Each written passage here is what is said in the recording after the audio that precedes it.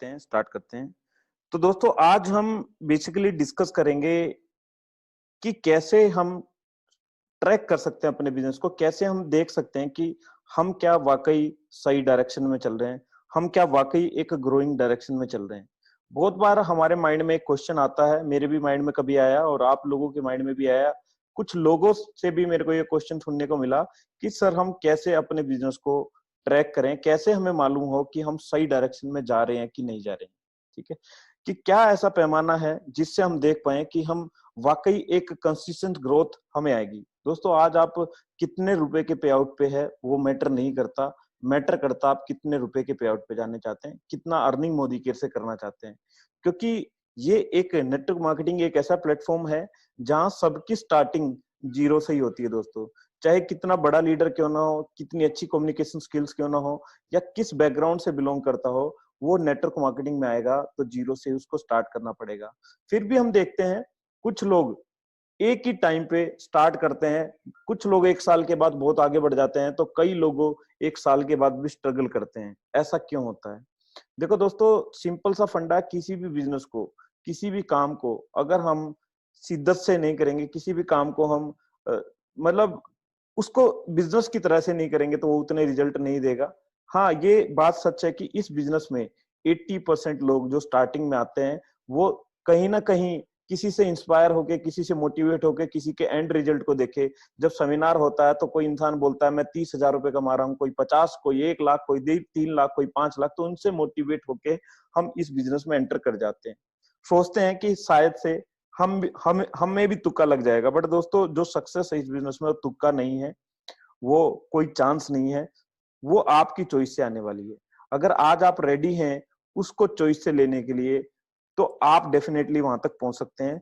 तो आज हम देखेंगे कि कैसे हम अपने बिजनेस को आइडेंटिफाई करें कि हम एक ग्रोइंग फेज पे हैं या ग्रोइंग फेज पे नहीं है।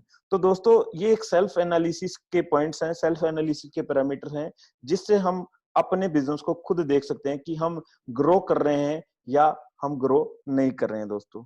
तो कुछ पैरामीटर है। जो सबसे पहला पैरामीटर है, हमें देखना है अगर हम ग्रो करना चाहते हैं इस बिजनेस में, तो सबसे पहले आपका जो बिजनेस वॉल्यूम है वो दोस्तों लास्ट मंथ के कंपैरिजन में आपका बढ़ना चाहिए।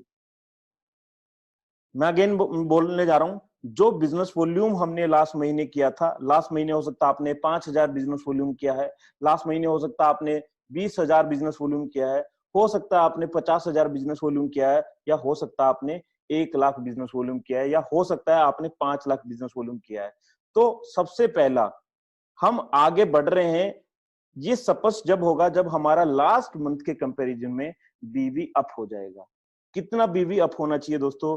1 बीवी, 10 बीवी, 1 लाख बीवी या 10 लाख बीवी? कितना बीवी इंक्रीज होने से हमें पता लगेगा कि हम एक ग्रोइंग ग्रोइंग फेज की तरफ जा रहे हैं, हम लगातार बढ़ते चले जा रहे हैं, और आज हमारा 100 रुपए का चेक है, वो आज से कुछ महीनों के बाद 1 लाख रुपए तक जा सकता है। तो दोस्तों इसका सिंपल सा आंसर है कि आपका एटलीस्ट 1 बीवी लास्ट महीने से अप होना चाहिए। लास्ट महीने से चाहे 1 बीवी, अगर लास्ट महीने में आपने 5,000 बीवी का बिजनेस किया था, इस महीने चाहे आप 5,001 बीवी का बिजनेस करना, बट दोस्तों उससे कम नहीं करना अगर आप इस इंडस्ट्री में लगातार ग्रो होते जा रहे हैं। क्योंकि अगर आपका बीवी कम हो रहा है तो वो डायरेक्टली आपकी टीम को इम्पेक्ट करेगा, आपकी टीम भी कहीं ना कहीं पीछे चली जाएगी। या मैं बोलूं पिछले महीने का जो टारगेट आपने लिया था, पिछले महीने जो आपने हिट किया था बिजनेस वॉल्यूम, अगर उससे कम कर रहे हो तो उसका मतलब आप पीछे जा रहे हो दोस्तों। तो आगे बढ़ने का निशानी क्या है?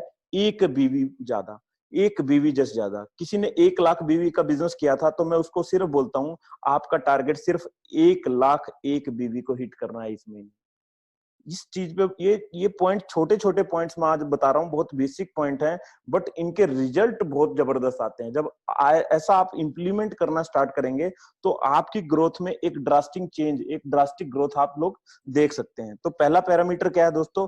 हमें लास्ट महीने जो भी XYZ, आप किसी भी लेवल पे, आप 10% पे हैं, आप 13% पे हैं, आप डायरेक्टर हैं, सीनियर एग्जीक्यूटिव डायरेक्टर हैं, कोई भी रैंक है, आपको लास्ट महीने के बिजनेस के कंपेरेटिवली इस महीने का बिजनेस वॉल्यूम चाहे 1 बीवी अप हो, बट आपको अप करना है। पहला फॉर्मूला है ग्रोथ का दोस्तों।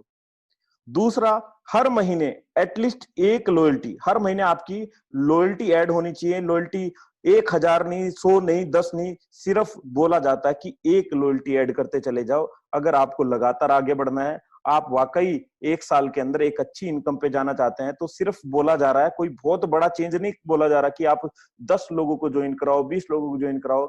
ये बोल रहे हैं कि आप सिर्फ एक लॉयल्टी नई अपनी टीम में ऐड करो। सपोज लास्ट महीने आपकी टीम में 10 लोग लॉयल्टी अचीवर थे, ठीक है, तो इस महीने आपको क्या करना है, 11 लोगों को लॉयल्टी अचीवर बनाना है, यानी एक नए पर्सन को और लॉयल्टी वाले को अपनी टीम में ऐड करना है।